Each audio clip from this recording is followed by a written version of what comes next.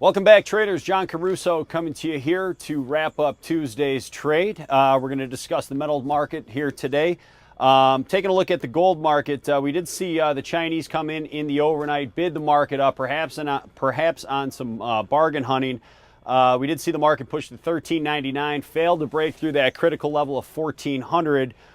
Then as we opened up trade this morning here in the United States, we actually see the market push back down. We saw it put in lows at $13.58. We did eventually catch a little bit of a bid throughout the mid-session, possibly because of the slide back in the U.S. dollar.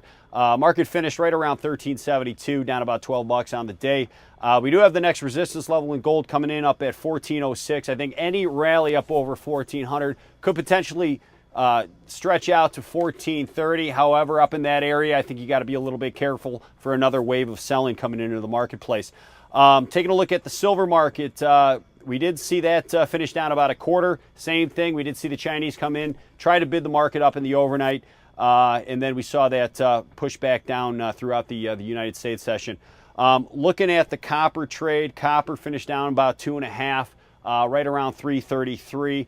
The one strange thing about the copper market over the past several weeks is the major disconnect we've seen that market with the United States equities. Usually you see copper prices tracking, equity prices tracking the stock market higher. We have not seen that. So copper finished 333, down about 2.5 on the day. I still think we could test some lower ground in the copper market. Looking ahead to tomorrow, we do have Ben Bernanke speaking. That is going to be a pivotal point for the gold and silver markets.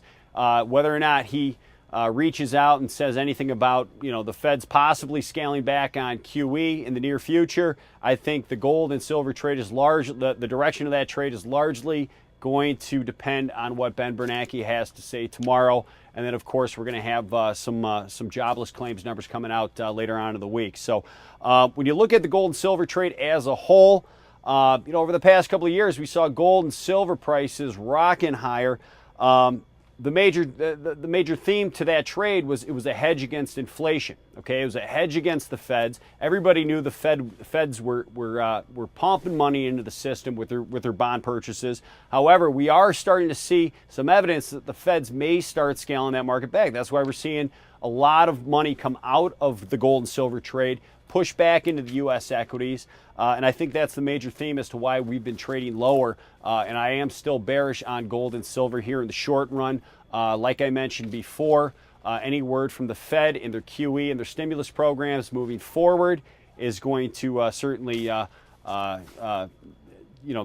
that's going to make the direction of the gold and silver trade.